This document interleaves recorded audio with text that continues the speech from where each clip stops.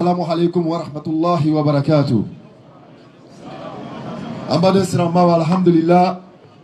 Biye lomba le kamasro mu fe. Nam.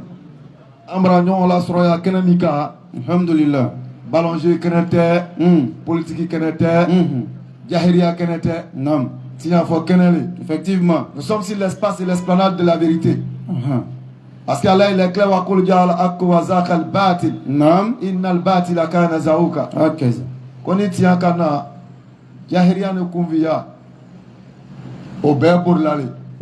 C'est pourquoi tout à l'heure quand il a installé Ayatul Kursi, le trône, il a dit Allah, point de divinité à part lui, le vivant. Nam.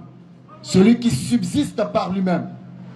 Al-Qayyum. Allahu Akbar. Ni somnolence, ni sommeil Nam. ne le saisissent. Effectivement. À lui appartient tout ce qu'il y a dans les cieux et sur la terre. Allah. Et nul ne peut intercéder auprès d'Allah sans sa permission. Allahu Akbar. Et de l'immensité de la science d'Allah, nous n'embrassons que ce que Allah veut. Allahu Akbar. Voilà, Donia Bachema. Nam. On a donné le dilemme. Effectivement. Dans l'immensité de sa science. Doni, Allahu petit, Akbar. infime, Nam. atomique, moléculaire. Allahu Akbar. Doni fitini. On n'a même pas encore la moitié. Et de sa science, nous n'embrassons que ce qu'il veut. Allahu Akbar. Son repose-pied déborde les cieux et la terre.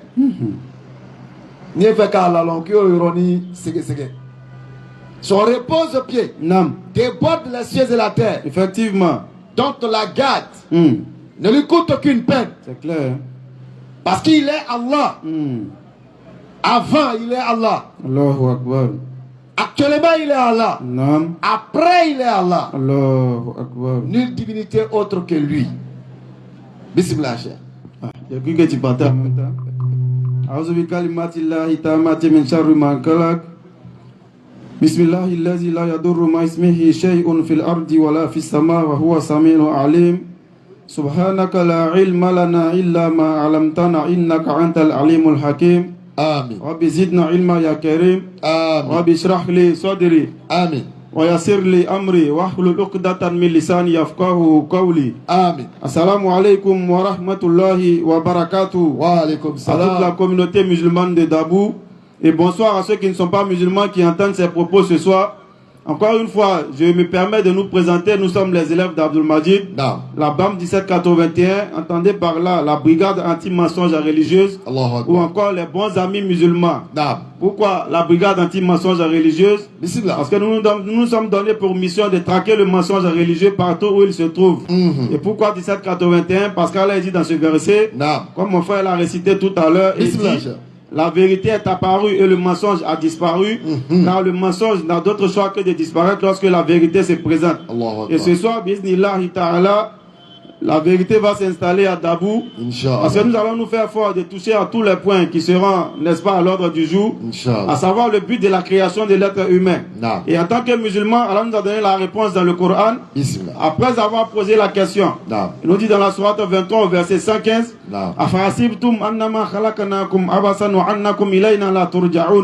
il dit, pensez-vous que nous vous avons créé sans but et que vers Allah ne sera pas fait le retour? On entend certaines personnes dire à Dabou ici, je n'ai pas demandé à venir au monde. Et certaines personnes qui errent sur la terre ne savent pas pourquoi ils sont sur la terre. Ils ne savent pas pourquoi ils sont venus, ils ne savent pas où ils iront. Du coup, ils sont comme poulets sans propriétaire entre griffes. Allah nous donne la réponse dans la sourate 51 au verset 56 en disant il dit, je n'ai créé les génies et les êtres humains que pour qu'ils m'adorent. Et dans la sourate 71 à partir du verset 13, Allah va poser la question suivante aux êtres humains. Le chef va d'abord le salmodier pour que nous puissions, Inch'Allah, aller en français dans l'essai de traduction. أعوذ بالله من الشيطان الرجيم فقلت استغفروا ربكم إنه كان غفارا يرسل السماء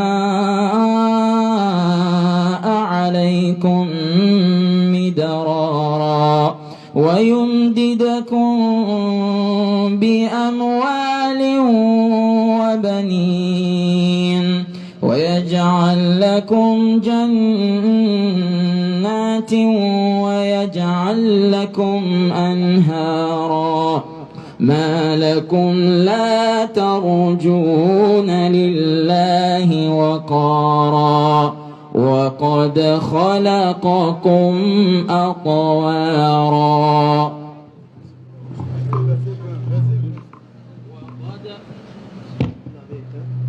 وقد خلقكم أطوارا ألم تروا كيف خلق الله سبع سماوات طباقا ألم تروا كيف خلق الله سبع سماوات طباقا وجعل القمر فيهن نورا وجعل الشمس سراجا والله أنبتكم من الأرض نباتا ثم يعيدكم فيها ويخرجكم إخراجا. Alhamdulillah, allons-y. Sourate 71, le verset 13. Bismillah. Qu'avez-vous Qu'avez-vous à ne pas vénérer Allah? Alors Allah pose la question aux gens humains tout entier ainsi qu'aux génies. Qu'avez-vous à ne pas vénérer Allah comme il se doit? Comme il se doit. Qu'avez-vous à ne pas vouer le culte exclusif à Allah comme il se doit? Maintenant, Allah, après avoir posé cette question, il va nous citer quelques grâces justifiant sa grandeur et justifiant le fait que l'être humain doit lui être soumis tout entier. Allahu Akbar. Bismillah.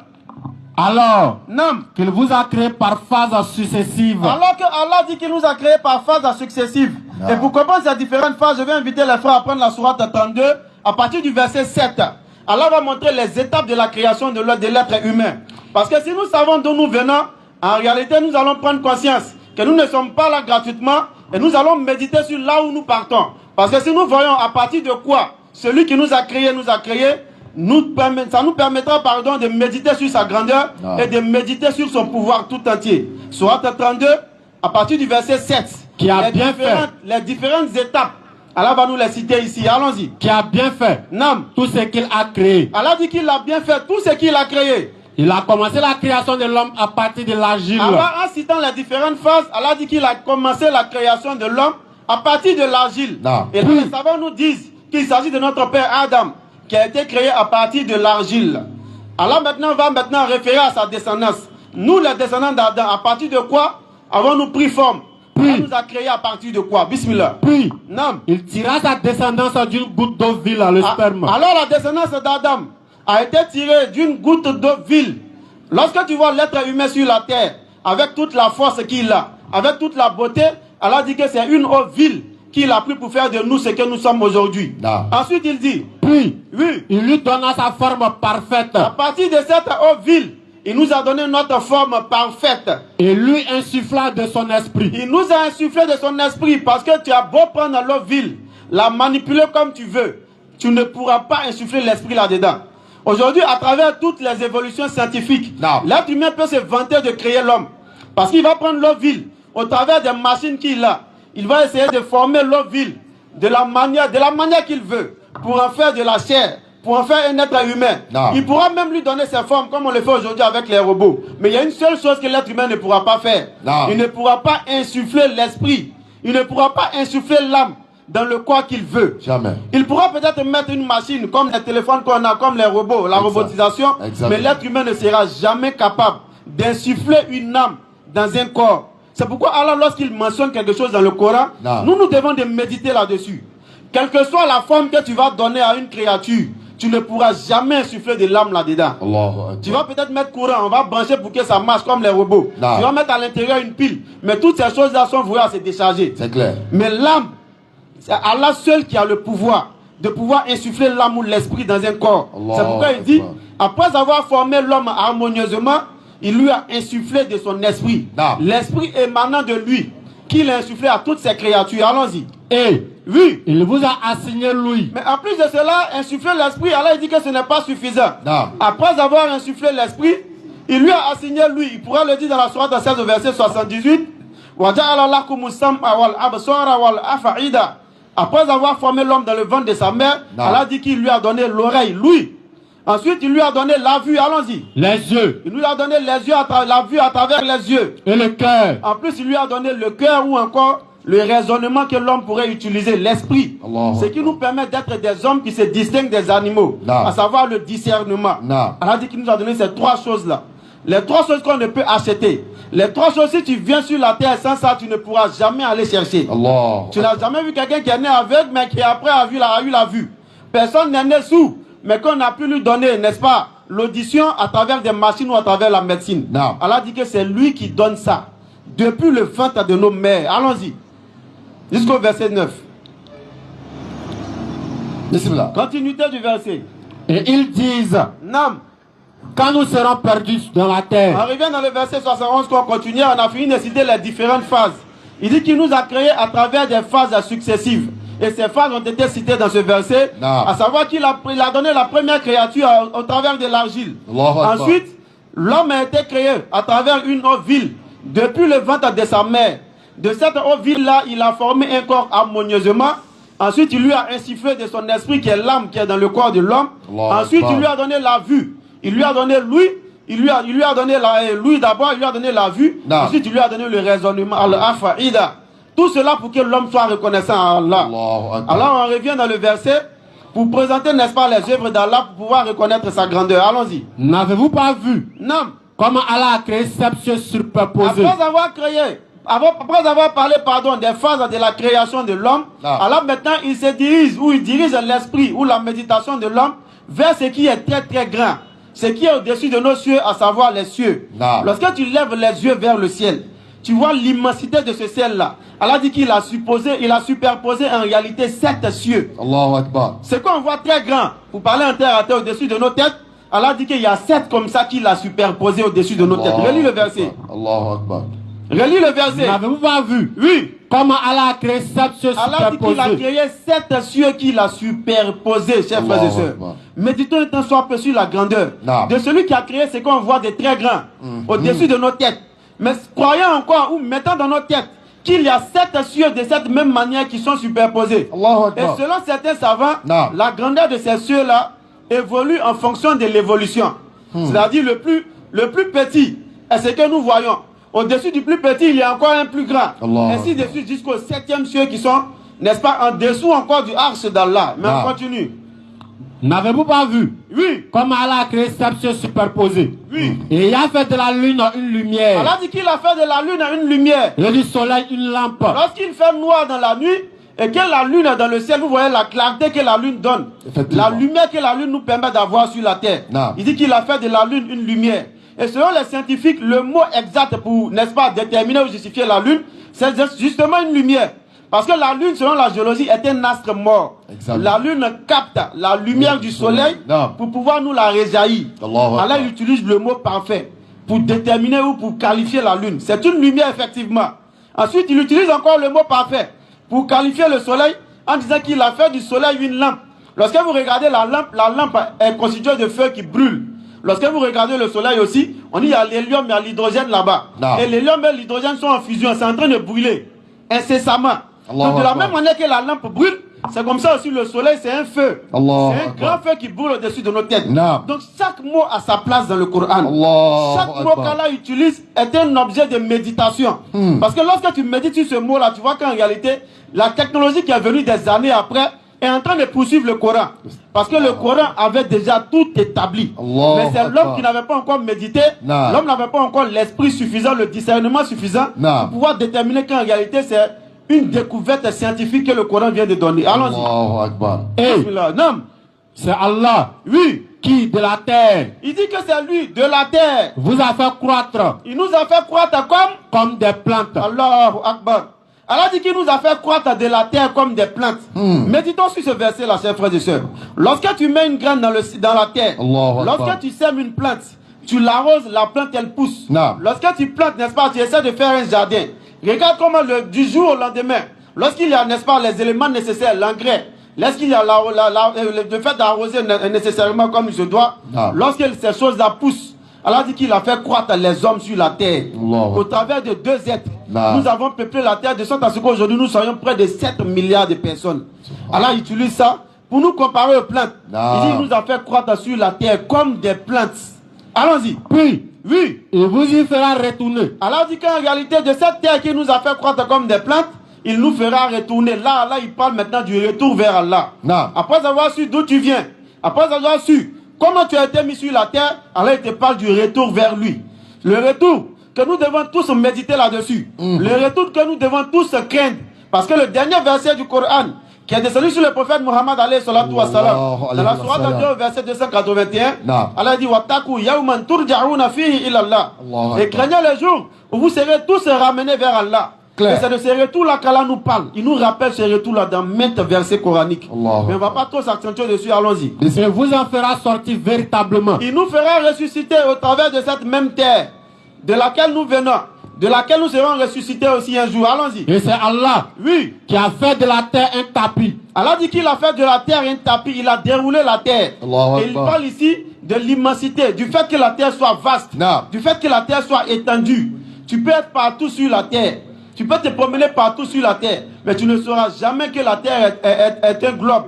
Tu ne sauras jamais que la terre est ronde. C'est clair. Ça provient du fait qu'Allah a étendu la terre. Et les ignorants voient ce verset-là comme une contradiction scientifique. Alors que ce verset-là, en réalité, c'est même un miracle scientifique. Le fait qu'Allah ait étendu la terre. Malgré que la terre est ronde, Allah dit qu'il a fait de la terre un tapis. Partout où tu passes, tu ne vas jamais aller au bout là-bas pour dire que tu as constaté que ici, là, ça tourne. Ça, c'est clair. La terre est vaste, mais la terre est ronde. Et le fait que la terre soit ronde, Allah l'a étendue pour nous et il donne l'exemple d'un tapis. Pour dire que partout où tu vas sur la terre, là, tu ne vas jamais te retrouver comme dans un endroit d'extrémité. Où tu vas savoir qu'ici là c'est rond, peut-être qu'il va tomber. Non. C'est pourquoi Allah il dit qu'il a fait de ça un tapis. Allons-y. Et c'est Allah, oui, qui vous a fait de la terre un tapis. Non. Pour que vous vous acheminiez par ces voies spacieuses. Par ces voies spacieuses. Chers frères et sœurs, Allah nous présente ses œuvres. Il nous présente sa créature ou sa création pour que nous puissions méditer sur sa grandeur. Mais d'où vient le fait que l'être humain, après avoir médité sur tout cela, après avoir été créé et façonné harmonieusement par son Seigneur, arrive sur la terre et oublie l'objet ou le but de sa création. Pour cela, pour pouvoir le savoir, le Coran encore qui est un livre merveilleux nous a donné la réponse. Nous allons remonter à la Genèse comme on le dit. Sourate 7, à partir du verset 12. Pourquoi l'être humain est devenu rebelle sur la terre? Pourquoi l'être humain délaisse les voies telles que établies par son Seigneur? Pourquoi l'être humain délaisse, n'est-ce pas, le chemin approuvé par lui-même Allah, le chemin sur lequel il a mis son cachet, son sceau, pour prendre les voies qui ne conduisent pas vers lui, les voies qui conduisent vers la perdition? Tout remonte à la création de la terre, Sourate 7, à partir du verset 12. Allons-y. Nous vous avons créé. Non. Puis, oui, nous vous avons donné une forme. Non. Ensuite, non, nous avons dit aux anges, oui, prosternez-vous devant Adam. Allah dit, comme nous l'avons dit tout à l'heure, après avoir créé l'homme, lui avoir insufflé de son esprit, il a demandé à qui peuple les cieux de se prosterner devant notre père Adam. Alors les anges, à l'exception d'Iblis qui n'est pas un ange, mais Allah il a utilisé, n'est-ce pas, la masse pour pouvoir qualifier le contenu et le contenant. Comme l'homme pourrait dire dans un public, ils sont là alors qu'il y a des femmes dedans. Allah il a dit les anges, mais il y avait Iblis qui n'était pas un ange, qui était un génie dans ce peuple-là. Allah dit que tous les anges se sont prosternés, à l'exception d'Iblis. Dans un autre verset de la sourate Kaf, il dira qu'un aminal djinn. C'est-à-dire que Iblis qui fait partie des djinns, Iblis qui est un djinn. Effectivement. Qu'un aminal djinn ni fa sako. An amir rabbi. Donc ici dans ce verset, Allah il ne précise pas cela. Mais il dit que Shaitan est un djinn. Iblis avant d'être Shaitan, pardon, était déjà un djinn. De sa nature propre. Allons-y. Allah dit, oui, qu'est-ce qui t'empêche de te prosterner? Alors Allah il ne punit pas quelqu'un avant de l'avoir écouté. C'est pourquoi il y aura un jour de la résurrection. Toutes les mauvaises actions que nous faisons sur la terre, Allah avant de nous affliger, soit de la récompense ou le châtiment, il va nous écouter d'abord. C'est clair. C'est ainsi qu'il demande à Iblis, pourquoi as-tu refusé de te prosterner? Qu'est-ce qui t'empêche ordonné? Allons-y. De te prosterner quand je te l'ai commandé? Oui. Il répondit. Alors Iblis répond, je suis meilleur que lui. L'orgueil. Iblis a fait preuve d'orgueil. Alors que le seul qui mérite d'être orgueilleux, c'est Allah. Exactement. Le seul qui est Al-Mutakabir, c'est Allah seul qui mérite l'orgueil. Parce que toutes les créatures dépendent de lui. Mais lui, Allah, il subsiste par lui-même. Al-Hayyul Qayyum, comme on l'a dit tout à l'heure dans Ayat al-Kursi. Allah, il est le vivant qui subsiste par lui-même. En dehors de lui, les créatures ont besoin d'Allah pour pouvoir subsister. Tu respires l'air qu'Allah a créé. Tu marches sur la terre qu'Allah a étendue. Même le sommeil qu'Allah a désigné, pour que nous puissions nous reposer, l'être humain ne saurait se passer de ce sommeil-là. Mais le seul à se passer de sa création et de sa créature, c'est Allah qui est le créateur. C'est lui qui existe avant toute chose. Et celui qui existera après toute chose. C'est lui seul qui mérite l'orgueil. C'est pourquoi Shaitan, ayant fait preuve d'orgueil, a été chassé des cieux. Et lorsqu'il a été chassé, au lieu de demander pardon à Allah, regardez ce qu'il fait dans la suite des versets. Allah dit, descends d'ici. Allons-y sur le délai que Shaitan demande. Au verset 14. Oui. Accorde-moi un délai, dit Satan. Alors Shaitan, après avoir été banni, il demande un délai à Allah. Chers frères et sœurs, il y a une leçon dans ce verset-là. Parce que lorsque Allah, il prend son serviteur sur un fait, le serviteur est désobéissant. Allah, il demande juste le repentir. Exactement. Mais le serviteur s'enfle d'orgueil. Il essaie de justifier son péché. Et tel est le cas aujourd'hui de beaucoup parmi notre génération. Exactement. Nous essayons de justifier nos mauvaises actions. Nous essayons de justifier nos péchés. Au lieu de les reconnaître et de chercher la voie de la repentance, pardon. Lorsque tu commets un péché, lorsqu'on te dit par exemple arrête la fornication, tu dis c'est parce qu'on ne m'a pas facilité le mariage. Lorsqu'on te dit arrête l'adultère, tu vas trouver des arguments tels que ma femme n'est pas comme je veux. C'est pourquoi tu commets l'adultère. Lorsqu'on te dit arrête d'être brouteur, tu dis c'est parce que mes parents n'ont pas les moyens. L'être humain cherche toujours des voies de justification de ses péchés. Et là de se repentir, nous faisons comme Shaitan, nous faisons comme Iblis. Nous acceptons notre péché et nous en sommes fiers par orgueil. Et là de pouvoir se repentir vis-à-vis d'Allah, qu'est-ce que nous faisons? Nous continuons dans cette voie tortueuse. Et Shaitan, c'est ce qu'il a fait ici. Il demande un délai à Allah au lieu de se repentir vers Allah. Et dans ce délai-là, qu'est-ce qu'il fait? Allons-y, qu'est-ce qu'il demande? Puis tu m'as mis en erreur, dit Satan. Puisque tu m'as mis en erreur, dit Satan. Puisque tu m'as mis en erreur, regardez ce que Shaitan dit. Il dit que c'est Allah qui est, n'est-ce pas, responsable du péché que lui il a commis. Comme aujourd'hui, il y a un groupe qu'on appelle les Kémites, qui appelle à revenir à l'adoration des ancêtres, au culte des idoles. Comme les Arabes du temps du prophète alayhi salatu wa salam le faisaient. 360 dieux, où chaque divinité a son rôle. Mohammed alayhi salatu wa salam est venu regrouper toutes ces divinités-là en une seule divinité. Il n'y a pas Dieu de fertilité. Il n'y a pas Dieu de sommeil. Il n'y a pas Dieu de nourriture. Allah, il est capable de faire tout cela. Et toutes ces mauvaises divinités, dont les qualités ont été dispatchées, se retrouvent en une seule divinité qui est Allah. C'est clair. Et là, c'est ce que ces gens-là font. Ils essaient de nous ramener à ce que Shaitan l'a dit. Allons-y.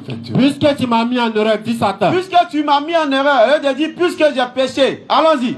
Je m'assoirai pour eux sur ton droit chemin. Oui. Puis, je les assaillerai de devant. De derrière. De leur droite.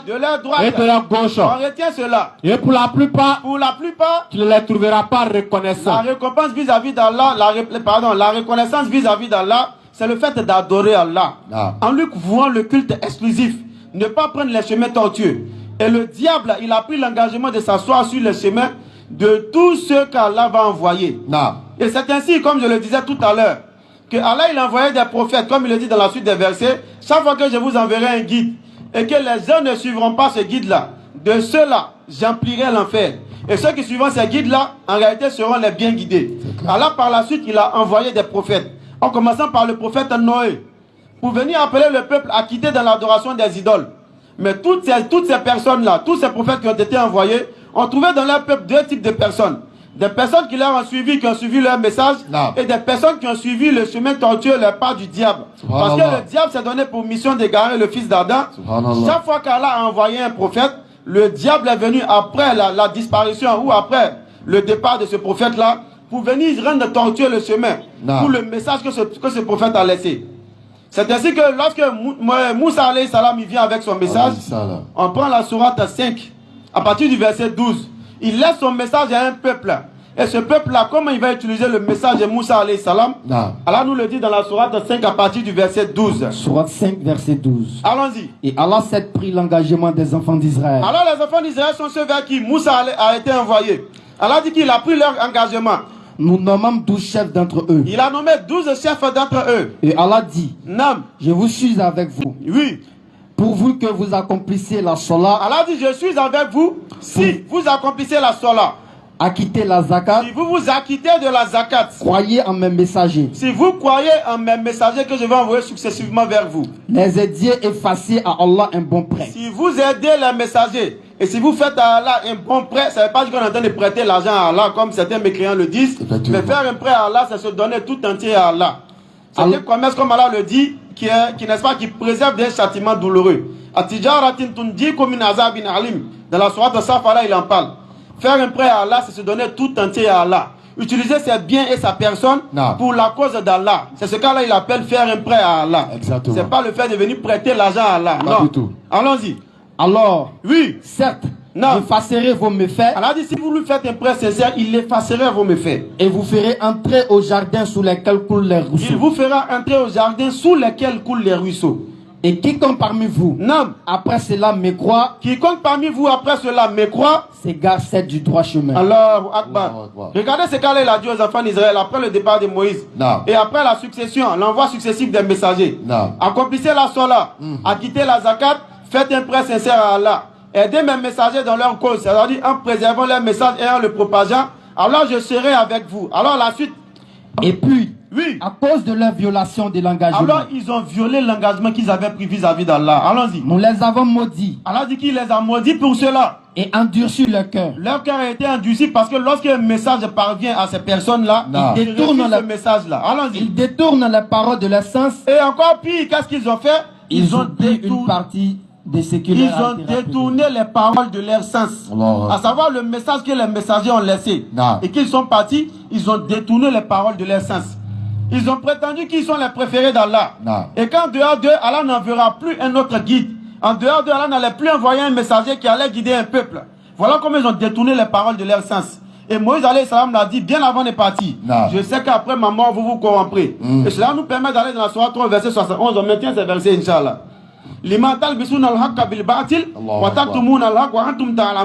Pourquoi ils ont mêlé le faux à la vérité et ils ont caché sciemment la vérité? Chers frères et sœurs, retenons ces versets parce que nous allons Inch'Allah revenir là-dessus. On continue avec la suite de ces versets. Après toutes ces violations, Allah il a envoyé, on prend verset 14, soit 5 verset 14. Alors il a envoyé Jésus-Christ, fils de Marie, pour venir redorer, pour venir réformer le message du Tawhid, pour venir rappeler aux gens qu'en réalité, Moïse avait prêché le Tawhid à l'unicité d'Allah. Là, illallah fut le message que Moïse a prêché. Ensuite, le suivi de son messager strictement.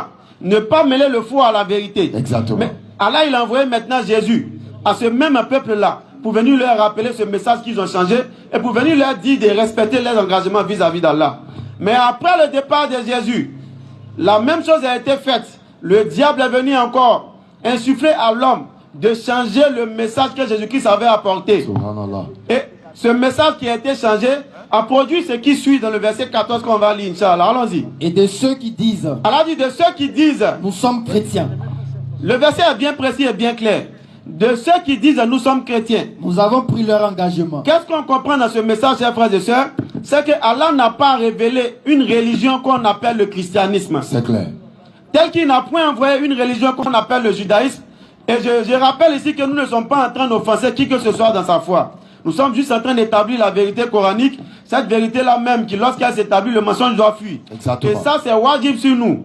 C'est obligatoire sur nous de lire la vérité du Coran. Effectivement. Allah dit de ceux qui disent nous sommes chrétiens. Nous avons pris leur engagement. Ça veut dire qu'aucune religion révélée ne s'appelle le christianisme. Absolument. Et ça, ce n'est pas une invention. Lorsqu'on regarde dans le livre qui régit cette religion-là, on nous apprend que le mot chrétien est apparu des années après le départ de Jésus-Christ. Ça veut dire que Jésus-Christ lui-même, envoyé aux enfants d'Israël, n'a jamais connu le mot qu'on appelle le mot chrétien. Vérité. Religion qu'on appelle christianisme, Jésus-Christ n'a jamais connu ça. Vérité. Et ça, la Bible aussi vient l'attester en complément au Coran. En réalité, le Coran n'a pas besoin de la Bible pour être confirmé. Mais la Bible vient le dire encore. Pour dire que cette religion n'est pas une religion révélée. Et de ceux qui disent, nous sommes chrétiens. Alors dit, nous avons pris leur engagement. Mais jusque-là, il n'y a pas encore de problème. Effectivement. Le fait de prendre un nom en soi n'est pas encore mauvais. Si tu es soumis à Allah dans ta prise de ce nom, comme nous pourrons le voir aujourd'hui dans l'islam, certains ont pris les noms, mais s'ils sont soumis à Allah, il n'y a pas encore de problème. Exactement. Mais quel est le contenu de ce nom que tu as mis sur toi? Ils se sont fait appeler chrétiens.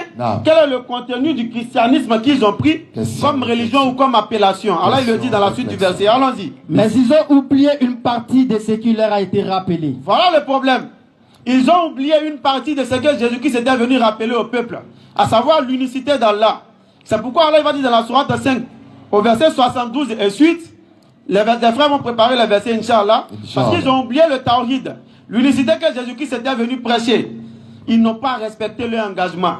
Ils ont créé une religion qui se sont, n'est-ce pas, eux-mêmes formés comme doctrine, mais en plus de cela, ils ont oublié une partie de ce qui leur avait été révélé, à savoir le tawhid, l'unicité d'Allah.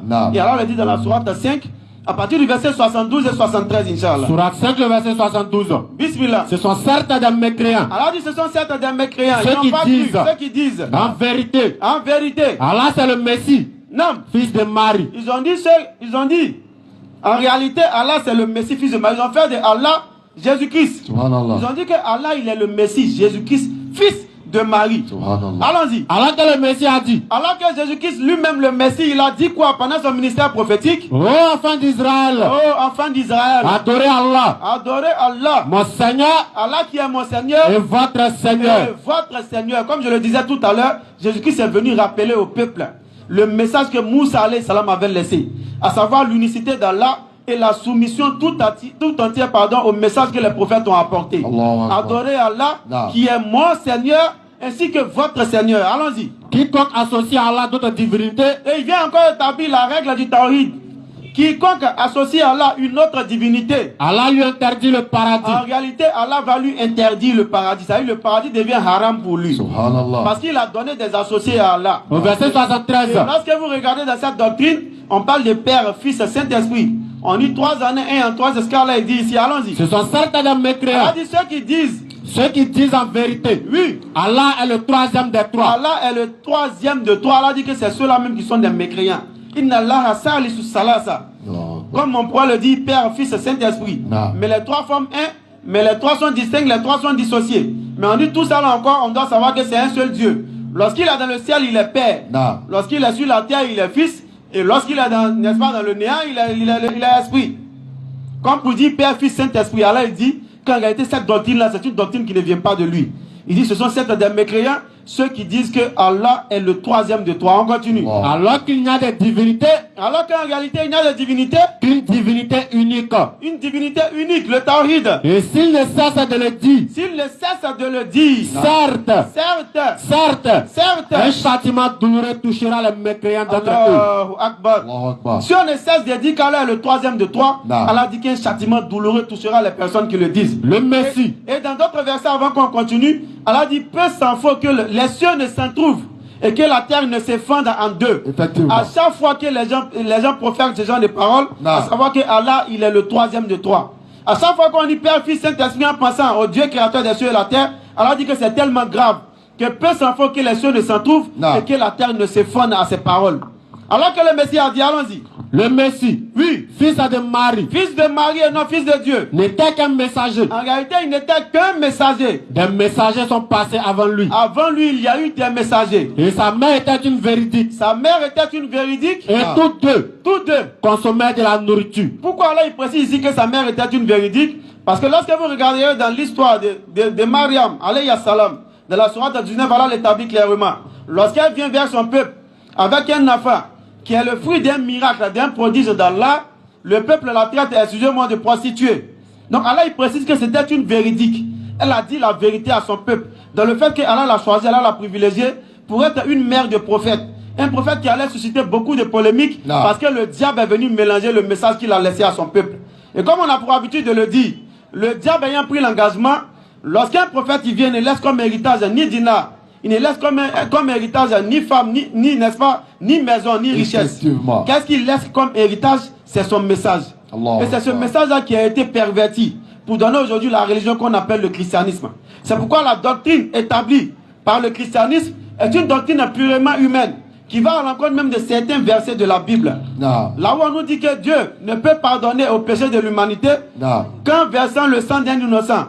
Où on nous dit encore qu'en versant lui-même son propre sang, subhanallah, Dieu vient sur la terre, il s'est fait tabasser par ses créatures, humilié par ses créatures, déshabillé par ses créatures, pointé sur un bois par ses créatures, tué par ses créatures.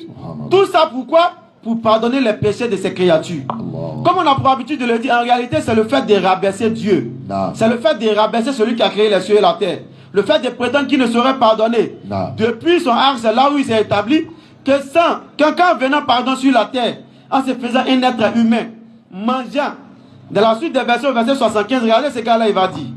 Et imaginez maintenant ceux qui disent que Allah il est homme venu sur la terre. Surat 4, verset 171. Surat 5, verset 75. Allah va dire quelque chose là-bas qui doit éveiller, n'est-ce pas, la conscience. Exactement. Qui doit faire prendre la conscience, qui doit faire méditer toutes les personnes qui prétendent que Dieu est venu sur la terre. Et tous deux. Un être humain. Allons-y. Et tous deux. Tous deux. Consommer de la nourriture. Si Dieu consomme la nourriture, ça veut dire que Dieu peut avoir faim. C'est clair. Un Dieu qui a faim. Un Dieu qui est dépendant de la nourriture. Et lorsqu'il a faim, qu'est-ce qu'il doit faire? Il doit rechercher la nourriture. C'est pourquoi il y a un verset dans la Bible que j'aime à citer dans Matthieu 19 où beaucoup de chrétiens, ayant entendu ce verset-là, je le dis toujours, ont quitté le christianisme. Parce qu'ils ont trouvé que c'est invraisemblable. Ça ne va pas avec l'esprit humain. Où on nous dit que Jésus-Christ a faim.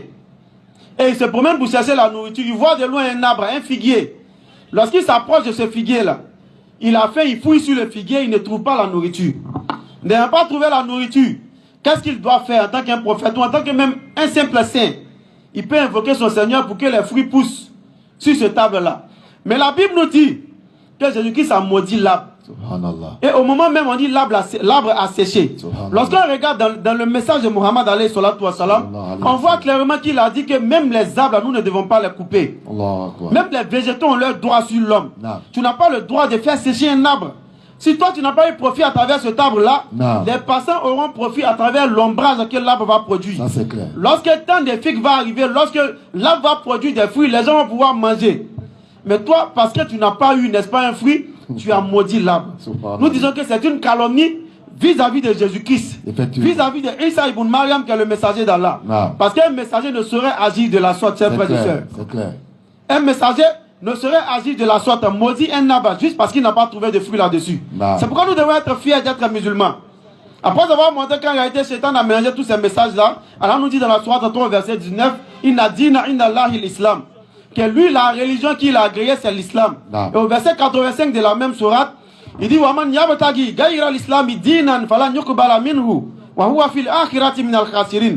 Il dit celui en réalité qui désire une religion autre que l'islam, qu'il sache qu'il ne sera point agréé, mais il sera dans l'au-delà parmi les perdants. Et parmi les grandes grâces qu'Allah a fait encore à son serviteur et aux musulmans, il y a la sourate 41 à partir du verset 30 que nous allons lire. Et nous allons chuter Inch'Allah sur cette sourate-là.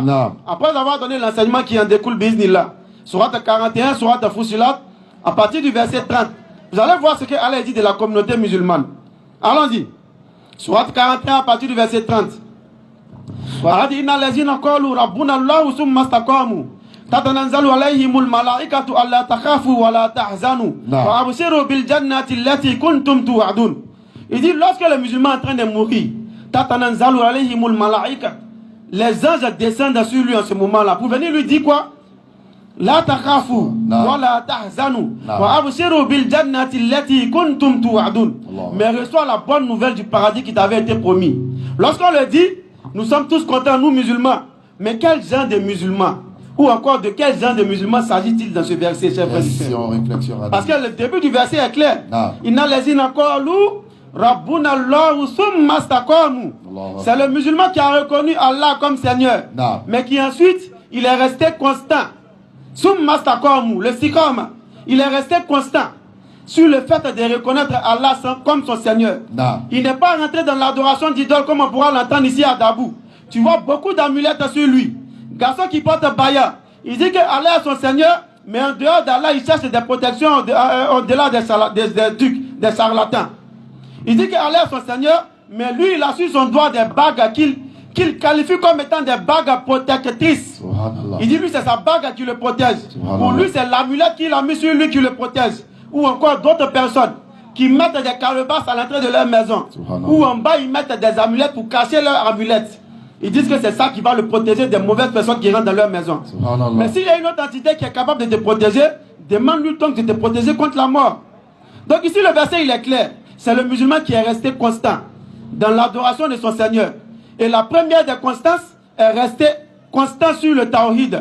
Parce que le shirk est l'injustice énorme. Comme Luqman pourrait le dire à son fils, Inna shirka la zulmun azim.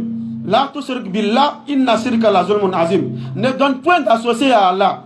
Si tu as reconnu qu'Allah est ton Seigneur, alors tu dois lui vouer le culte exclusif. De quel genre de musulman s'agit-il dans la sourate 41 verset 30, sourate 17 verset 32?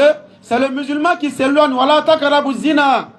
Innahu kana fahishatan wa sa'a sabil. Parce qu'à Dabou ici la fornication est devenue comme une nourriture. C'est devenu comme manger. C'est-à-dire Galates 25 là. Aujourd'hui la dépravation a tellement pris, est tellement rentrée dans nos foyers que c'est devenu comme une nourriture, comme monnaie courante.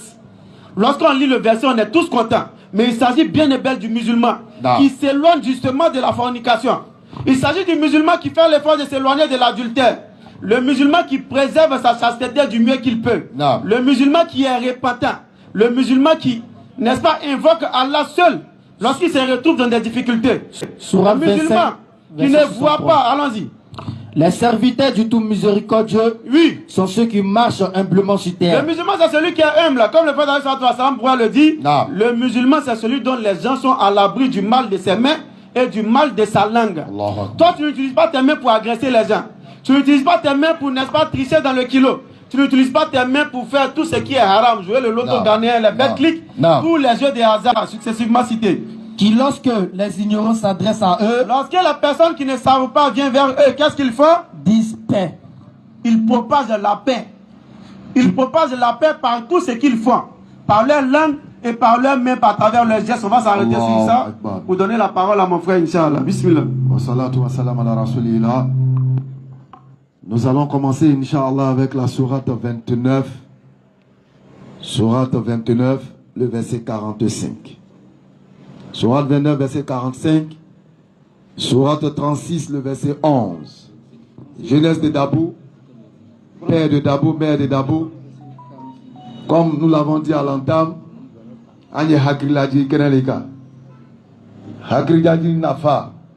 Allah même va le signifier dans le Coran Karim. Bismillah. Sourate 29, le verset 45. أعوذ بالله من الشيطان الرجيم أتل ما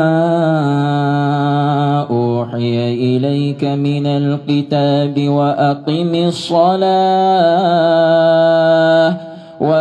الصلاة إن الصلاة تنهى عن الفحشاء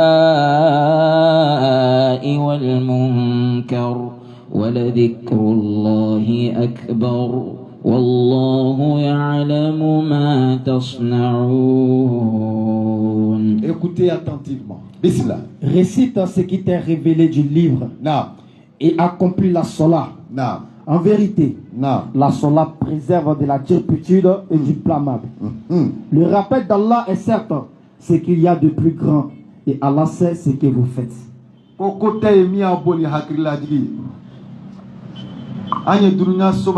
Tellement que nous oublions l'essentiel. L'essentiel, comme Allah l'a toujours rappelé dans le Coran, Kullu nafsi zaikatul maut. Le rappel, il y a ce qu'il y a de plus grand. Parce que Nima Hakrila dit qu'il t'a enseigné. Ibena, c'est-à-dire Ibena yire la tulu, Ibena baraki yire, Ibena kesafli. Voilà Asr. Allah l'a dit. Par le temps, l'homme est certes en perdition. Sauf ceux qui croient et qui s'enjoignent mutuellement la vérité.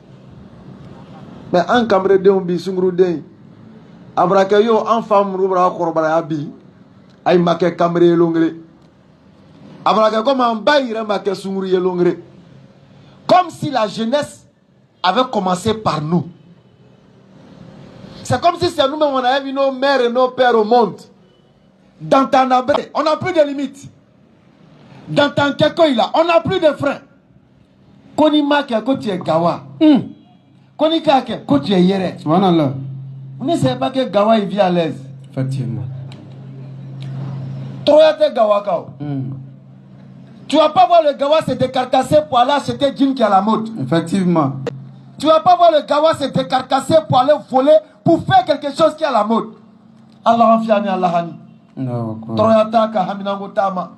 Kokremi alema, mena ketua na kabe, na chela kama. Toi tu es yéré. Effectivement. Mais tu es un prisonnier de ton yéréli. C'est clair.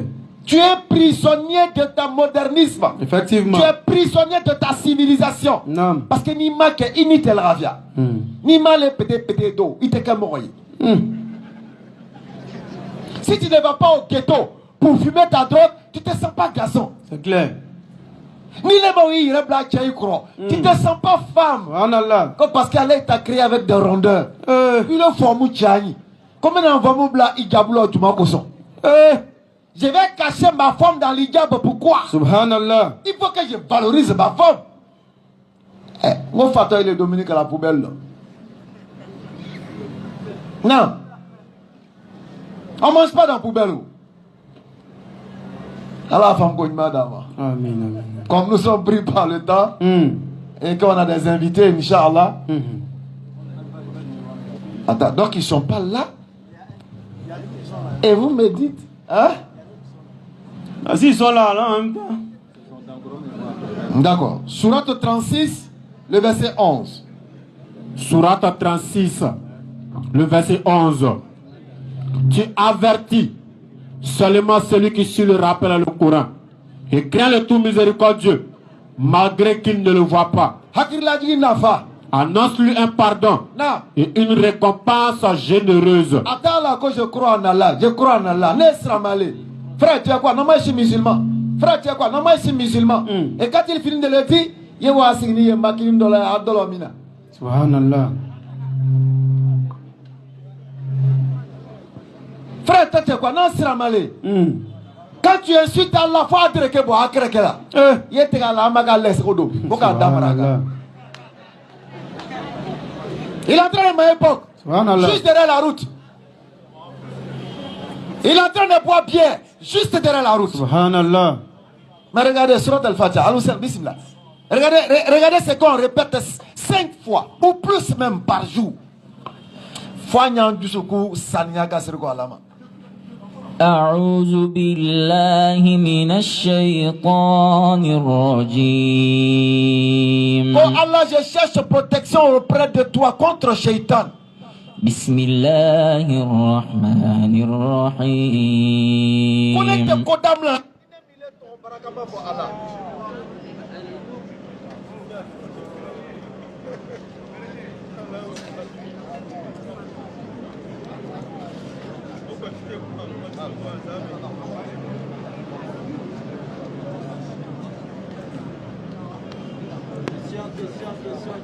Question.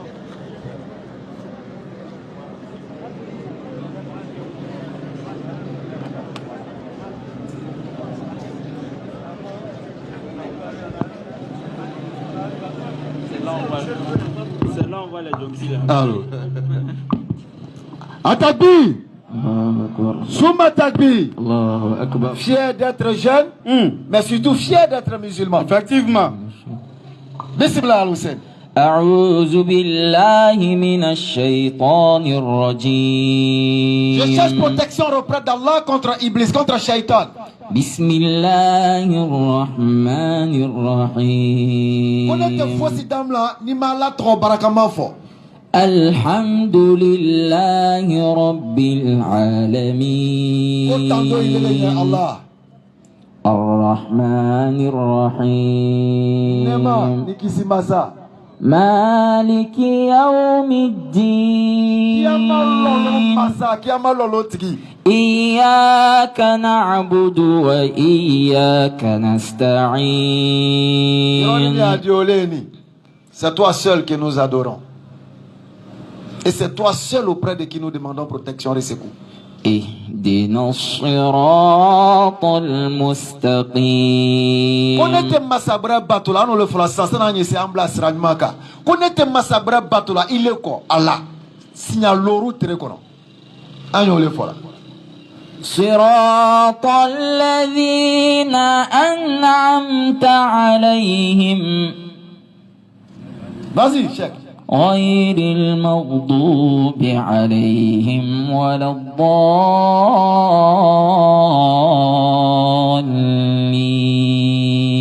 5 fois par jour, voici ce qu'on récite. Allah, c'est toi seul nous adorons. Ça dit ni Chaka qui l'a, ni Drissa qui l'a, c'est le gros cas. Allah, Allah, ni le kelempele bateau là, Jahiri flanga fou. Allah, quand il est kelempele bateau, à bravo, Allah Sodom là. Allah, il est kelempele bateau, à bravo, à drogita là.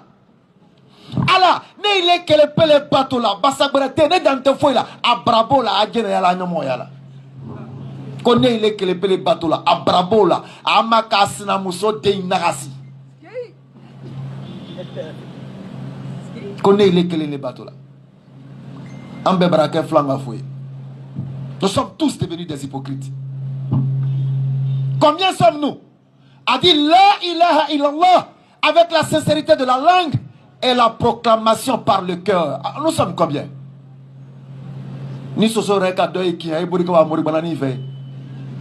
Il a petit palu net. Il cherche le plus grand féticheur pour trouver la guérison. Surah 2, le verset 9. Allah dit quoi? Il cherche à tromper Allah et les croyants.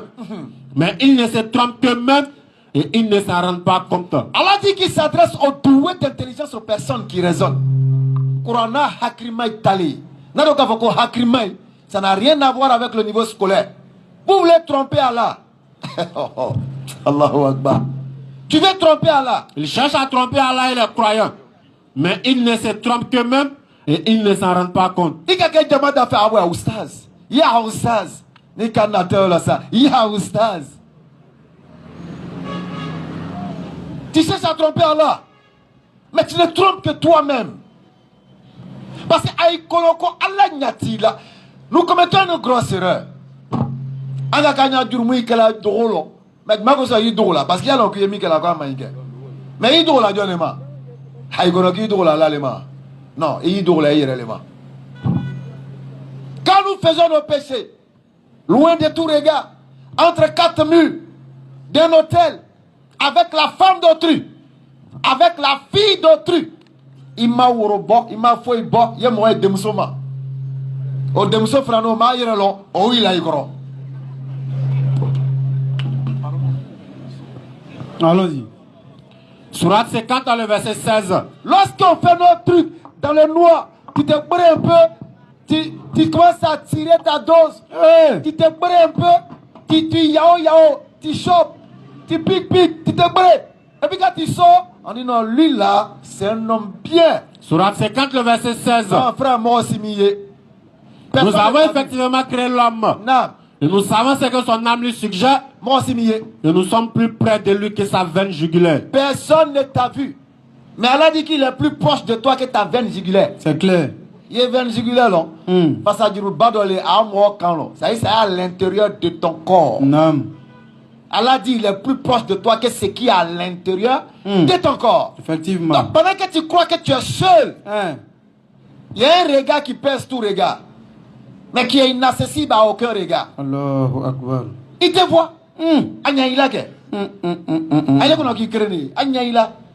Même Nanyatila ça. Parce que l'homme se reconforte toujours à trouver des excuses, comme l'a dit Moaz. Effectivement. Oh, mon nyatena ça. C'est Allah me voit pas. Le ciel même ça protège à faire. Allah dit que même si tu penses que lui ne te voit pas, est-ce qu'il est nyati là? Il est là. La question est posée. Il nyati, il est là. Quand tu es en train de faire tes mouvements là, parce que toi tu es trop hier, tu es trop à la mode là. Quand tu es en train de faire tes mouvements dans le couloir de Dabou, là, dans le petit coin, dans le noir, mouvement, pressé, mouvement, tu ne te vois pas. Quand tu perds ta main comme ça, tu ne te vois pas. La question est posée. Quand tu es en train de voler le bien d'autrui, là, tu ne vois pas ta main en train de prendre. Surat 24, verset 24. Quand tu es en train de coucher avec la femme d'autrui, tu ne te vois pas sur elle. Le jour où la langue, la main et les pieds. Regarde ce qu'elle a dit.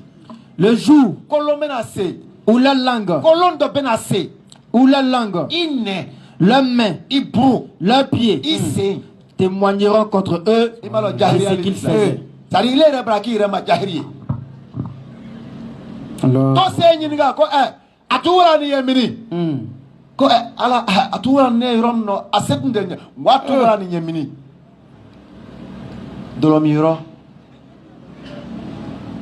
nids de Poclé. Subhanallah.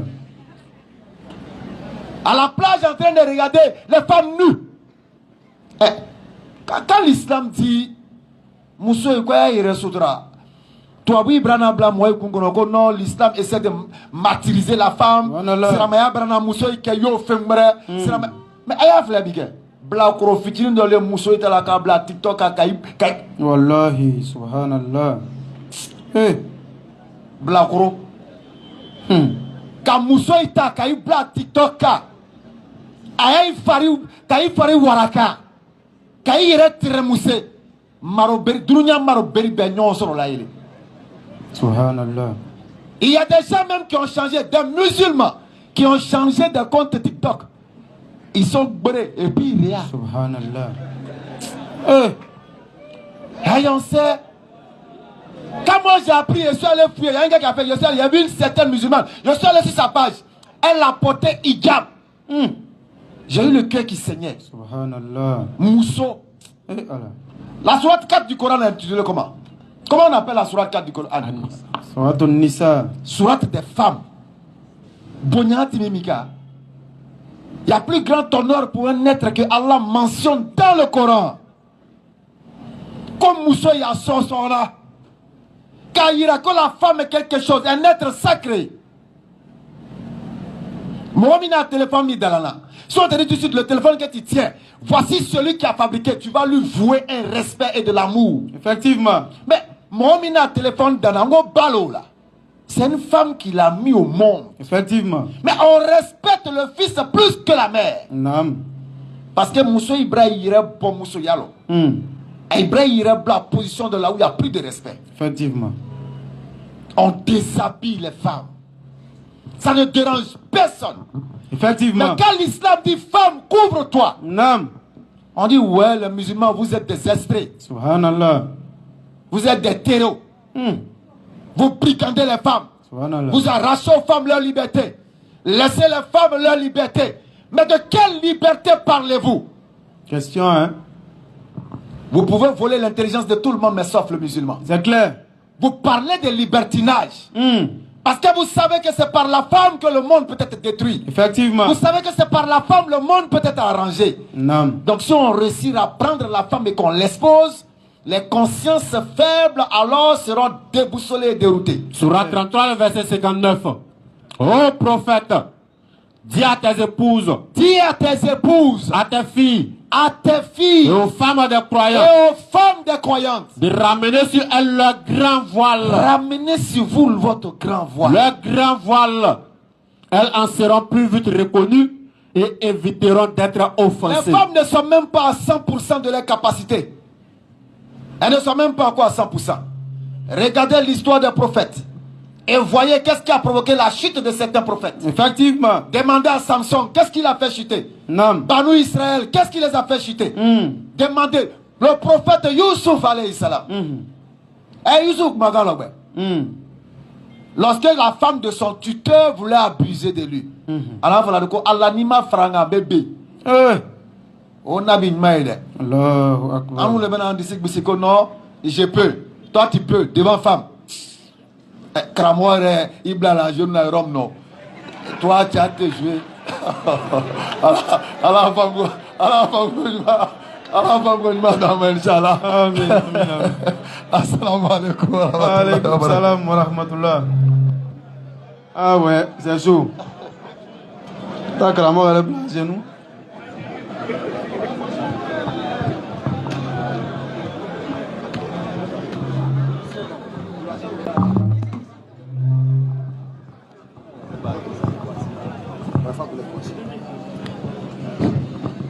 Assalamu alaikum wa rahmatullahi ta'ala wa barakatuh.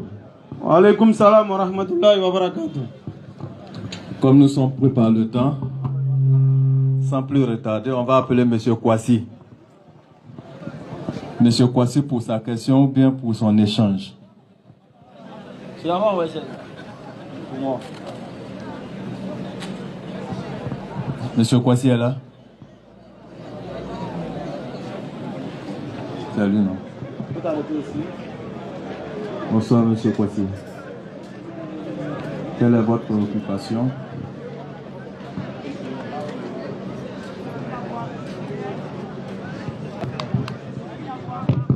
Monsieur Kwasi, bonsoir, allons-y. Bonsoir, monsieur. Il n'y a pratiquement rien de grave. D'accord. C'est une seule question que j'aimerais poser. Allons-y. Je viens d'une famille musulmane. Depuis mon enfance, j'étais musulman.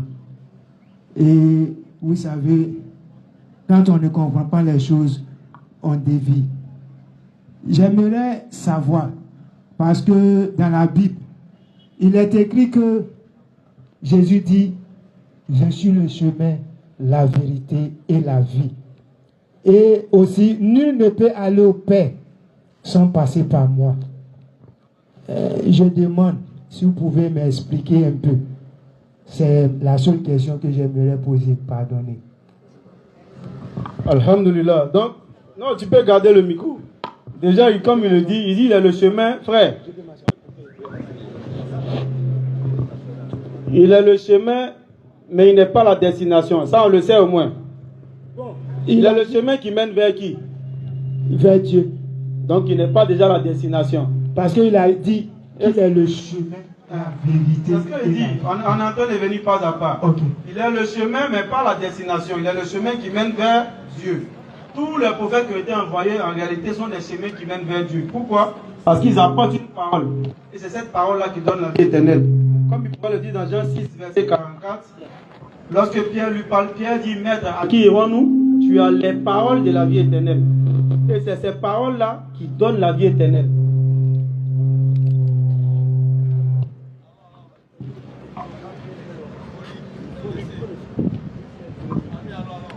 C'est bon?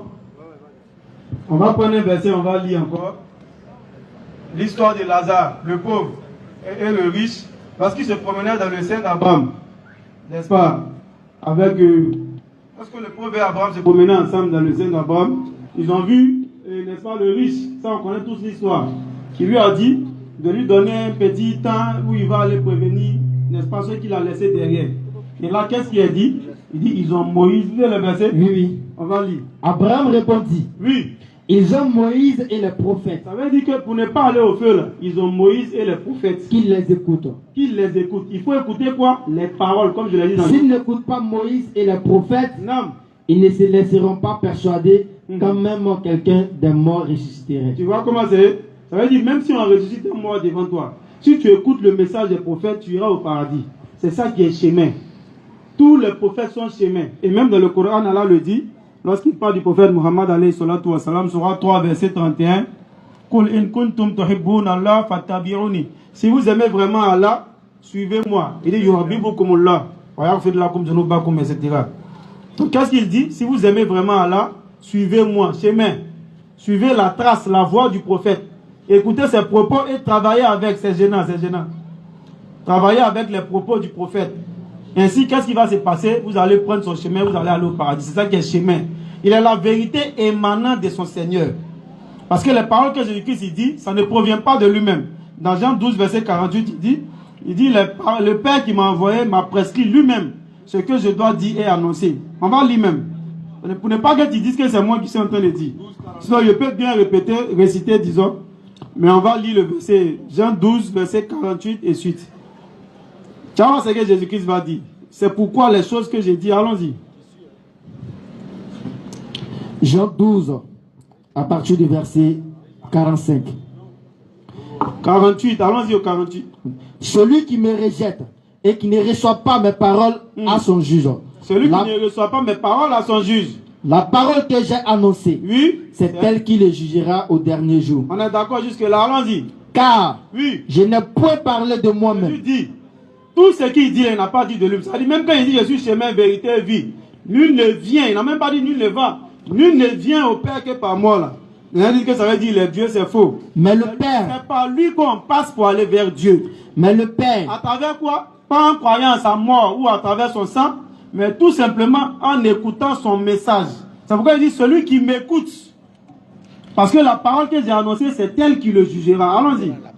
Mais le Père qui m'a envoyé m'a prescrit lui-même. Le Père a prescrit lui-même ce que je dois dire et annoncer. Ce que je dois dire et annoncer. Maintenant, c'est pourquoi. Regarde ce qu'il dit. Et je sais que son commandement est la vie éternelle. C'est pourquoi. C'est pourquoi.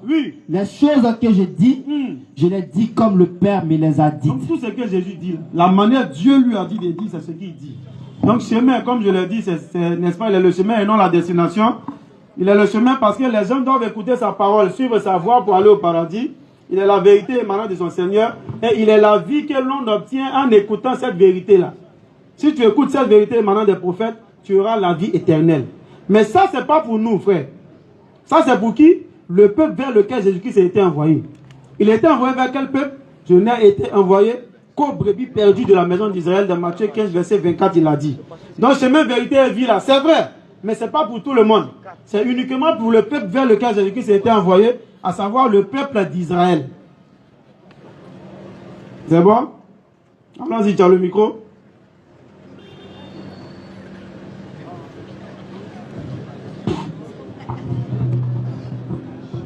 Je vous dis merci. Parce que c'est ce qui a fait que je suis devenu chrétien. C'est quoi, ce verset-là? C'est ce verset. Ah, ils t'ont mal parce informé. Que toute ma famille est Hausa. Et que tu vas au Niger, je suis le seul chrétien. Tu vas au Ghana, je suis le seul chrétien. Tu viens en Côte d'Ivoire, je suis la même chose. Mais j'aimerais demander comment avoir la repentance. La repentance, c'est simple. Surat 39, verset 53. Regarde ce qu'Allah dit dans ce verset. Il dit cool, dit Ya ibadi allazina asrafu ala anfusihim la taqnatu min rahmatillah. Le verset est très puissant. Il dit, dis, allons-y. Dis, mes serviteurs. Regarde ce qu'Allah dit, dis. Oh, mes serviteurs. Oh, mes serviteurs. Ici, les savants, en essayant de nous expliquer, disent que Allah, il englobe ici tout le monde. Tout le monde, il y a qui dedans? Il y a le meurtrier. Celui qui a commis un meurtre par erreur ou intentionnellement. Celui qui était un voleur. Celui qui était un braqueur. Celui qui était un adultérin. Celui qui était un fornicateur. Celui qui est un grand menteur. Un brouteur. Un joueur de loto ghanéen. Mais du moment où, n'est-ce pas, Allah est en train de l'interpeller par le terme mes serviteurs, les savants nous disent qu'Allah est en train de protéger ce dernier-là. C'est comme si tu vois quelqu'un en train de commettre un péché, tu sais que lui là c'est un voleur. Tu le vois dans la rue, tu l'appelles par, n'est-ce pas, son péché, et voleur là. Tu penses que ce qu'il va dire là, c'est que tu vas dire, il va t'écouter. C'est clair que non. Parce que tu l'as montré du doigt, tu l'as rabaissé. Mais Allah, dans sa grande, dans son immense, son infinie sagesse, il appelle tout ce groupe-là mes serviteurs. Pour couvrir le péché du pécheur. Pour dire que toi, quel que soit ton péché, quel que soit ce que tu as commis de mal, Allah dit que tu es quand même son serviteur. C'est pourquoi il dit, oh vous, mes serviteurs, qui avez commis des excès, parce que les péchés que nous commettons, ce n'est pas à Allah que nous le faisons. On commet des péchés à notre propre détriment. C'est à nous-mêmes qu'on le fait. Toi qui as commis, n'est-ce pas, des excès à ton propre détriment, Allah dit, la taqnatu min rahmatillah. Ne désespère pas de la miséricorde d'Allah. Pourquoi? Car parce que Allah pardonne tous les péchés. Il dit tous les péchés que tu peux imaginer, et même ce que tu ne peux pas imaginer là. Allah, il a la capacité de pardonner tout. Oui. Oui. C'est lui le pardonneur. Parce qu'il est le pardonneur. Le très miséricordieux. Maintenant, comment il pardonne? Est-ce que tu dois croire au sang d'un innocent, comme on le dit dans le christianisme? C'est-à-dire que est-ce que Dieu doit venir mourir et revenir? Attends. Est-ce que Dieu doit venir mourir pour pouvoir te pardonner? Allah il dit non. Qu'est-ce qu'il dit? Et revenez repentant à votre Seigneur. Il faut tout simplement te repentir. Et soumettez-vous à lui. Réponds-toi tout simplement d'un repentir sincère. Quitte déjà de ta mauvaise voie et emprunte le bon chemin en te repentant. C'est tout.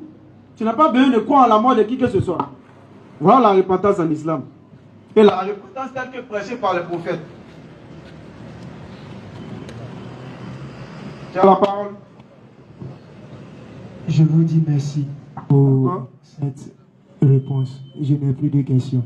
Merci. Maintenant, nous, on a une question, frère. Oui. Tu dis que c'est ce verset-là qui a fait que tu es devenu chrétien. Oui. Maintenant, quand tu as expliqué ce verset, en te disant que chemin, vérité et vie, ne confère pas à Jésus la suprématie ou bien le pouvoir d'envoyer tous les hommes au paradis, mais seulement ceux vers qui il a été envoyé, c'est-à-dire les enfants d'Israël. C'est la Bible qui le dit, sur Matthieu 15, verset 24. Jésus dit, je n'ai été envoyé qu'aux brebis perdues de la maison d'Israël. C'est lui-même qui a dit. C'est pas nous, on lui a prêté les mots. Il dit, ça veut dire en terre à terre, Jésus-Christ, là, son message ne sont pas des enfants d'Israël. Et de son vivant, il a confirmé. Il n'a pris que parmi les enfants d'Israël, ces 12 apôtres-là, ils étaient tous fils d'Israël. Lorsqu'il les envoie en mission, il a dit de ne pas aller vers les païens, de ne pas rentrer dans les villes des Samaritains, mais d'aller vers les brebis perdues de la maison d'Israël. Au jour de la résurrection de Matthieu 19, verset 27 à 28, il dit, lorsque le Fils de l'homme sera assis sur le trône de sa gloire, vous qui m'avez suivi serez assis sur 12 trônes, et vous jugerez les 12 tribus d'Israël. Ça veut dire que dans le message de Jésus, là, il n'y a rien pour les autres peuples. Donc, chemin, vérité et vie, c'est vrai, mais c'est uniquement pour les enfants d'Israël. Ça ne fait pas de lui Dieu, ça fait de lui un vrai prophète envoyé vers les brebis perdues de la maison d'Israël. De ce fait, qui a été envoyé pour tout le monde, le prophète Mohammed dans le Coran, dans la sourate 21, au verset 107, Allah dit de lui que nous ne t'avons envoyé qu'en tant que miséricorde pour l'univers. Dans la sourate 34, au verset 28, ils ont été envoyés pour la totalité des hommes. Donc lui qui était envoyé pour toi en réalité, c'est le prophète Mohammed alayhi salatu wa salam. Mais malheureusement, comme étant musulman, tu ne savais pas tout ça, c'est ce qui t'a envoyé à aller suivre, à faire des chemins vérité et vie. Ceci, tu savais qu'en réalité, celui vers qui, n'est-ce pas, celui que tu suivais là, c'est celui-là qui a été envoyé pour toi là. En réalité, tu n'allais pas quitter l'islam. Donc nous, on te demande, qu'est-ce qui t'empêche, après avoir entendu ce message-là, de revenir à l'islam? C'est une question. Il n'y a rien pratiquement qui m'empêche, mais comme en toute chose, il faut méditer. D'accord. Et prendre la meilleure décision. D'accord. Parce que c'est une histoire de vie.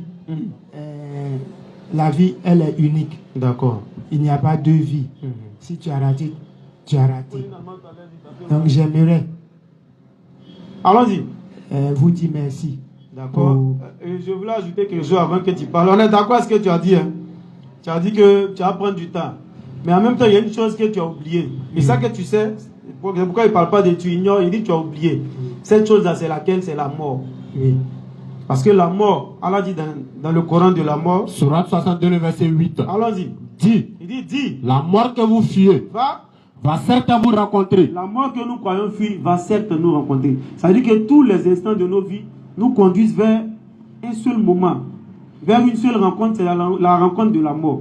Donc quand tu remets le bien à plus tard, est-ce que tu es sûr que la mort ne va pas, n'est-ce pas, te trouver en chemin? Est-ce que tu es sûr que tu vas atteindre le moment que tu veux là, pour pouvoir, n'est-ce pas, me réfléchir et méditer sur le chemin à suivre? Est-ce que tu es sûr de ça? Tu n'as aucun contrat avec Allah pour savoir que moi, ma vie va prendre fin en 2100 ou bien en 2000, n'est-ce pas, 120. Toi, tout ce que tu sais, c'est que tu peux mourir à tout moment. Mais après avoir eu une explication, parce que tu as dit merci, c'est ce qui avait fait qu'il était devenu chrétien. Ça veut dire que quand tu as dit ce qu'il avait fait, ça veut dire que maintenant tu viens de comprendre. Ou bien, me trompe. Tu viens de comprendre ce que tu n'avais pas compris, n'est-ce pas? Oui, bien sûr. Du moment où tu as compris, qu'est-ce que tu attends encore pour revenir au chemin que tes parents ont suivi? Toi, tu dis tu as médité encore. Qu'est-ce que tu attends? Ou penses-tu que tes parents étaient dans la perdition? Mes parents ne sont pas dans la perdition parce que tu sois, selon moi, que tu sois musulman ou chrétien et tu suis les lois que Moïse a données, envoyé de Dieu comme messager, je sais que nous sommes tous sur la même voie. C'est ça que tu viens de contredire le christianisme, non? Parce que suivre loi là, demande à n'importe quel chrétien. Il dit qu'ils sont plus sous la loi, ils sont sous la grâce. Donc tu viens de contredire le christianisme. Tous les chrétiens disent, ils ne sont pas dans l'affaire de loi, que Moïse a apporté les lois, mais que la grâce est venue à Jésus. Comment ils ont compris ça? Ils ne sont plus sous la loi, ils sont sous la grâce. C'est pourquoi Paul va dire ici, la circoncision c'est une loi, non? Oui. C'est même le socle même de la loi dans la chair. Oui. Mais regarde ce que Paul dit. Rapidement, Galates 5, verset 2. Galates 5, verset 2. Voici moi, Paul. Oui. Je vous dis que si vous vous faites circoncis, Christ ne vous servira de rien. Il vient de faire tomber la loi. Ça, c'est Paul. Et c'est le père du christianisme. Si tu entends qu'il y a chrétiens aujourd'hui, là, c'est à cause de Paul. Parce que toutes les lois aujourd'hui du christianisme ont été établies par Paul. Les apôtres, là, ils voulaient prêcher aux juifs seulement. C'est Paul qui dit que lui, celui qui était envoyé aux non-juifs, aux incirconcis. Donc il vient faire tomber la loi, le socle même de la loi qui est la circoncision. Le signe de la loi dans la chair qui est la circoncision donnée à Abraham. Et que Jésus-Christ lui-même il a subi dans Luc 2 verset 21, Paul vient faire tomber ça. C'est pourquoi frère, tu ne connais pas le christianisme. Sinon tu n'allais pas dire ce que tu viens de dire. Donc nous on t'invite encore une fois, et c'est la dernière fois, à revenir à l'islam. Et de ne pas remettre à plus tard une bonne action. Parce que tu ne sais pas quand la mort va t'avoir. Il se peut que nous ne voyons pas demain, nous-mêmes qui sommes ici. Et ça c'est un dessein que nous acceptons parce qu'on n'a pas le choix. Donc les bonnes actions là, nous les commettons au moment où nous prenons la décision. Au moment où on a eu la compréhension là, on embrasse en même temps la bonne action. On ne remet pas à plus tard. Donc frère, encore une fois rapidement, comme je l'ai dit, la question t'est posée, la décision t'appartient sans contrainte. Qu'est-ce qui t'empêche de tout de suite embrasser l'islam? Rapidement. Bon, ce qui m'empêche, et en ce moment, je vis chez mon pasteur. Et si je dois aller dire au pasteur que... Pasteur... Tu vas vivre chez l'imam. Tu ne veux pas vivre chez l'imam aussi? Non, je peux vivre chez l'imam. Mais en tant que débutant. Mais est-ce qu'il est obligé de savoir ça maintenant? Frère, est-ce que si tu dois mourir, ton pasteur est prêt à prendre ta place? Ça, il ne voit pas, hein. Donc ça veut dire que tu es responsable de toi-même. Ça, c'est vrai. Et si jamais tu le fais avec la sincérité de ton cœur, celui qui est le maître absolu de tout bien trouvera gain de cause pour toi. C'est clair. Amen. Bon, comme on est pris par le temps, Inch'Allah, je pense que... Rapidement, réponds et puis on va... Voilà. On va pas te contraindre, c'est à toi de décider, tu es responsable de toi-même. C'est parce qu'il pleut qu'on accélère. Voilà, on va pas te forcer à quoi que ce soit. Est-ce que tu es prêt une dernière fois à devenir musulman ou pas? On va avancer rapidement. Sans contrainte, réfléchis bien. Personne ne te force. Je suis en train de réfléchir. Ok, alhamdulillah. Qu'Allah subhanahu wa ta'ala fasse notre opération. Amen. En tout cas, nous voulions dire quoi? Tout ce qui a été dit ici, il faudra que cela nous soit profitable. Cherchons à travailler avec ça. Devenons des musulmans modernes et meilleurs. Devenons des musulmans qui vont représenter dignement l'islam. C'est clair. Partout où on va se trouver. Effectivement. Qu'on soit homme ou femme, il faudrait qu'on valorise l'islam. Effectivement. Parce que par notre comportement, on peut faire fuir des gens de l'islam. Effectivement. Par nos mauvaises actions, les gens vont mal juger l'islam. Et nous demandons pour terminer à nos mères de vraiment sensibiliser leurs filles. Effectivement. Pour qu'elles puissent se protéger la société. C'est clair. Qu'Allah fasse notre compréhension. Nous allons lever les ailes droites, nous allons faire la calme du shahada et faire vivre à Dabou. C'était simplement pour dire que nous serons donc à San Pedro, n'est-ce pas? Le 20 juin, nous serons à San Pedro. Nous profitons pour saluer toute l'assistance de la mosquée, passant par les imams, les fidèles de la mosquée. Nous les saluons tous. Merci d'avoir été présents. Merci beaucoup. Ben, avant de lever la séance, nous avons nos honorables imams qui sont avec nous. Donc, on tenait quand même à leur dire merci. Merci de leur présence. Effectivement. C'est clair. Mais on va dire la force la main, effectivement. Donc nous disons merci à nos imams.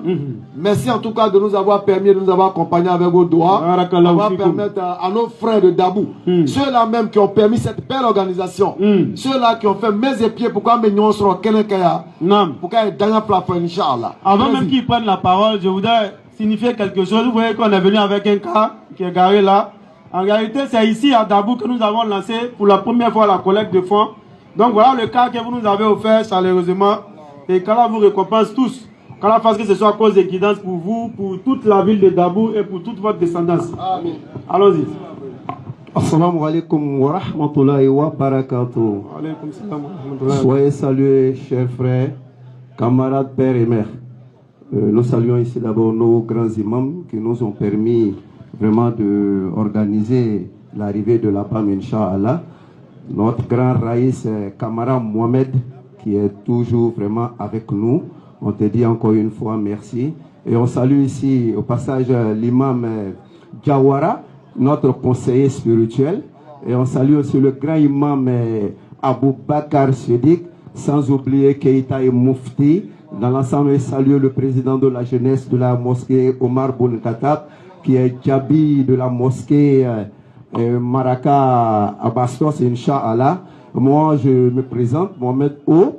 Et je suis le gouverneur de la BAM, Inch'Allah. Donc c'est ce comme le frère Ben Islam l'a dit avec Moaz Ibn Jabal. Nous disons comme ça, merci à Allah subhanahu wa ta'ala qui nous a permis vraiment de se retrouver ici. Et en même temps, on en profite aussi de dire à nos jeunes filles, nos mamans, nos papas, nos petits frères, que vraiment la dépravation, vraiment aujourd'hui c'est un souci pour nous à Dabou. À Dabou ici, vraiment, quand on regarde, ça fait peur. Aujourd'hui, on n'a pas peur de quelque chose. Si ce n'est pas nos arrières, nos enfants, je veux dire. Nos enfants aujourd'hui sont devenus les fumeurs de drogue. Et il y a Foumois tellement partout à Dabou, même derrière notre maison. Aujourd'hui, là, il y a trop de Foumois. Donc on demande à Allah subhanahu wa ta'ala de guider nos enfants, nos filles qui s'habillent n'importe comment, nos jeunes garçons qui s'habillent n'importe comment, nos filles qui font des concours à la plage pornographique, que Allah les donne la bonne compréhension. Sur ce, je vous salue. Assalamu alaikum wa rahmatullahi wa barakatuh. Ashhadu an la ilaha illallah wa ashhadu Anna Muhammadan Rasulullah. Merci d'avoir la prochaine, Inch'Allah. Assalamu alaikum wa rahmatullahi wa barakatuh. Aidez à ramasser les chaises, s'il vous plaît. Merci d'aider les frères musulmans. Aidez à ramasser les chaises, s'il vous plaît. Au passage, on remercie Monsieur Taïrou.